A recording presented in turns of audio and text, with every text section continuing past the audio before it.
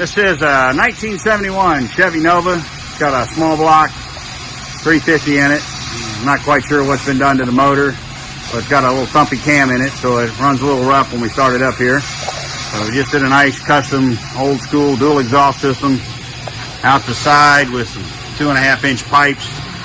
Tucked it up in there nice and tight.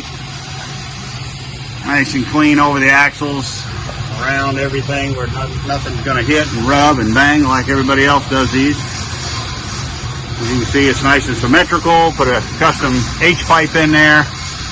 Built it right off the collectors, all 2.5-inch pipes. Right by the drive shaft like it should be, so tuck the mufflers in there so nothing's hanging low. Came in with the mufflers about dragging on the ground. We fixed that all up, so got it in there nice and clean. Can't express that enough. You gotta know how to bend them pipes nice and tight. Let's see what it sounds like.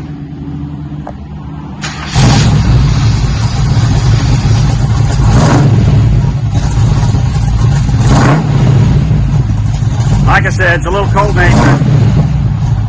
Got a pretty bumpy cam in there, so it'll smooth out a little bit once it warms up.